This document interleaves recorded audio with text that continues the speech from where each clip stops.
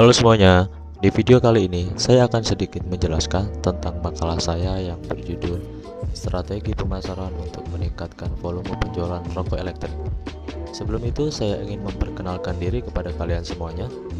Perkenalkan, nama saya Panji Alwan dari mahasiswa Politeknik Negeri Madiun, program studi Diploma 3 Bahasa Inggris. Baik, langsung saja kita ke materi berikut ini.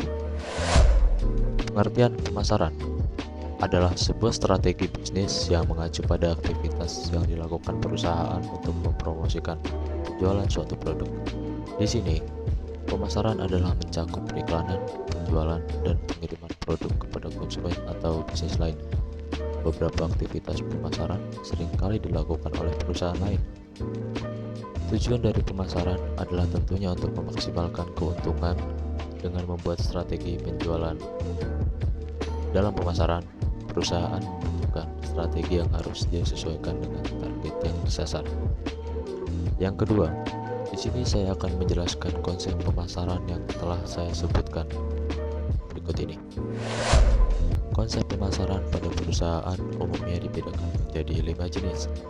Konsep ini dibedakan berdasarkan tahapan dalam perusahaan. Contohnya sebagai berikut ini, teman-teman. Yang pertama ada konsep produksi. Berfokus pada efisiensi proses produksi yang memenuhi ekspektasi pelanggan. Rahasia umum bahwa pelanggan ingin mendapatkan produk berkualitas dengan harga terjangkau. Jadi kita harus memaksimalkan produksi atau pembuatan barang dengan baik agar konsumen teman-teman tertarik dengan hasil produksi yang kita buat sekarang ini. Yang kedua ada konsep produk didasari pada keinginan pelanggan memiliki produk berkualitas dan berkinerja baik. Maka dari itu, sebagian besar pelanggan akan mencari alternatif produk inovatif yang tersedia di pasar, teman-teman. Perusahaan perlu melakukan strategi pemasaran yang berfokus pada peningkatan dan inovasi produk secara terus-menerus. Dengan begitu, produk kalian bisa menjadi pilihan utama pelanggan kalian. Yang ketiga, ada konsep penjualan. Merupakan upaya perusahaan dalam mengembangkan suatu produk tanpa mempertimbangkan kebutuhan pelanggan. Prinsip konsep penjualan adalah bahwa pelanggan akan membeli produk apa saja apabila perusahaan melakukan penjualan secara agresif. Pada penerapannya, biasanya perusahaan akan mencurahkan waktunya untuk menjual produk dibandingkan membangun hubungan dengan pelanggan-pelanggan lain. Dan yang keempat, konsep pemasaran. Konsep pemasaran menempatkan pelanggan sebagai fokus utamanya. Artinya, perusahaan mencoba memahami kebutuhan mereka dengan menjalankan riset pasar mulai dari konsep produk hingga penjualan. Dan yang kelima nih, yang terakhir teman-teman ya, konsep pemasaran sosial. Konsep ini tidak hanya berusaha untuk memenuhi kebutuhan konsumennya, tapi juga menekankan pada kesejahteraan masyarakat. Saat menjalankan konsep ini, maka perusahaan diminta untuk memperhatikan 3 hal sebelum menetapkan kebijakan pemasaran mereka. 3 hal tersebut yaitu keuntungan perusahaan, kepuasan dan keinginan konsumen, kepentingan publik atau masyarakat. Setelah pengertian dan konsep, saya akan menjelaskan apa itu strategi pemasaran kepada teman-teman semuanya. Oke, langsung saja kita ke penjelasan berikut ini. Apa itu strategi pemasaran?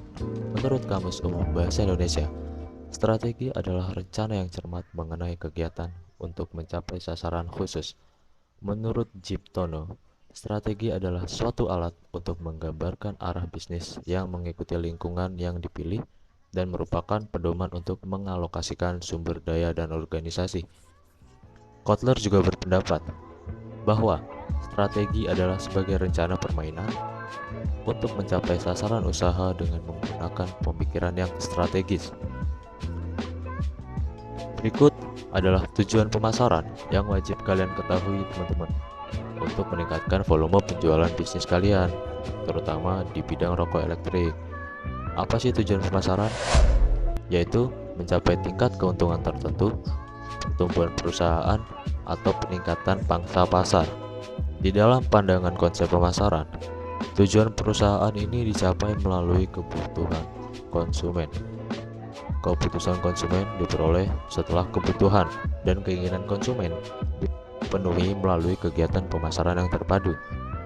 Terkait tujuan yang saya jelaskan, di sini ada beberapa manfaat yang bisa teman-teman ketahui ketika melakukan pemasaran. Manfaat strategi pemasaran menurut William G. Schultz, fungsi pemasaran merupakan kegiatan yang dilakukan dalam bisnis yang terlibat dalam menggerakkan barang dan jasa dari produsen sampai ke tangan konsumen. Selain itu, saya juga akan mengulas tentang beberapa fungsi pemasaran ya teman-teman, yaitu sebagai berikut ini nih. Yang pertama ada pembelian atau buying, fungsi yang mengikuti aktivitas-aktivitas mencari dan mengumpulkan barang-barang yang diperlukan sebagai persediaan memenuhi kebutuhan konsumen. Fungsi ini pada dasarnya merupakan proses atau kegiatan mencari, menjual, dan merupakan timbal balik dari kegiatan penjualan atau selling. Yang kedua adalah penjualan atau selling, mencakup aktivitas-aktivitas yang dilakukan untuk mencari calon pembeli produk yang ditawarkan dengan harapan dapat menguntungkan bisnis kalian teman-teman. Kegiatan penjualan merupakan lawan dari pembelian. Buying tidak akan terjadi tanpa selling ya teman-teman. Demikian pun sebaliknya. Yang ketiga ada transportasi, yaitu untuk proses pendistribusian atau pemindahan barang dari suatu tempat ke tempat yang lain. Yang keempat ada penggudangan atau penyimpanan, ialah fungsi penyimpanan produk yang dibeli sebagai persediaan agar terhindar dari resiko kerusakan maupun resiko lainnya teman-teman. Yang kelima ada informasi pasar. Poin ini merupakan fungsi pemasaran yang luas dan penting karena fungsi ini memberikan informasi tentang situasi perdagangan pada umumnya yang berhubungan dengan produk, harga yang diinginkan konsumen, dan situasi pasar secara menyeluruh.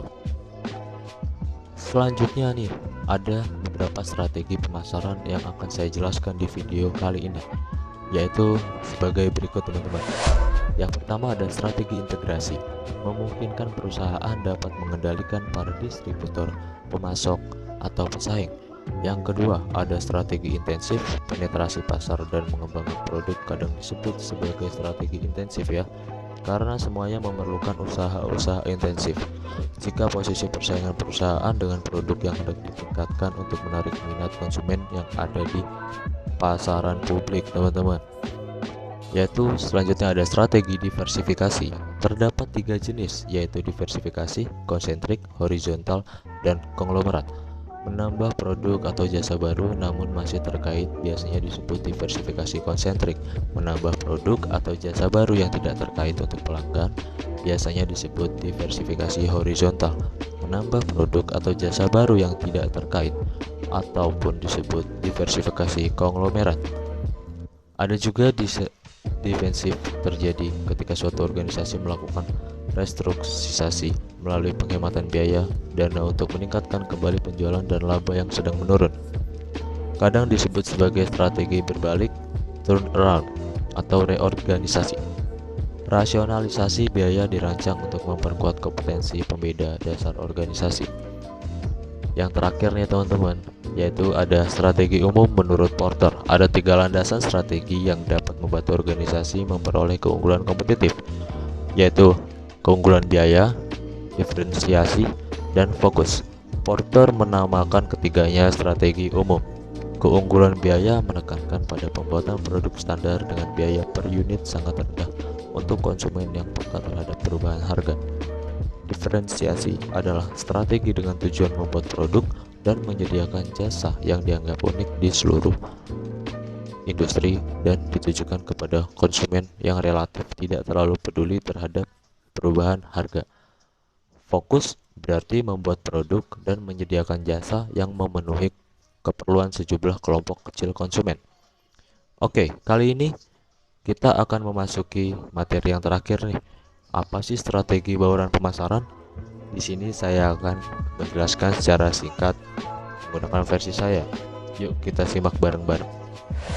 Strategi bauran pemasaran yang disebut marketing mix ini memiliki peranan penting dalam mempengaruhi konsumen agar dapat membeli suatu produk atau jasa yang ditawarkan oleh perusahaan.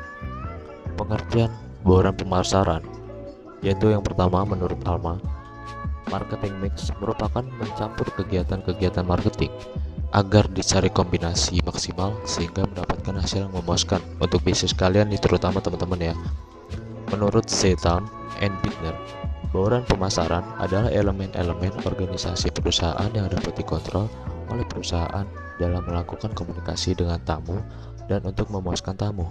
Sedangkan menurut Kotler dan Armstrong, bauran pemasaran adalah alat pemasaran yang baik, yaitu terdiri dari produk, harga, promosi, serta distribusi, lalu dikombinasikan untuk menghasilkan respon yang diinginkan dari target pasar ya teman-teman. Oke, baik teman-teman, sekian materi yang saya sampaikan. Semoga bermanfaat untuk kalian yang telah menonton video ini. Saya Panji Alwan, pamit undur diri. Bila ada salah kata saya mohon maaf. Sekian dan terima kasih.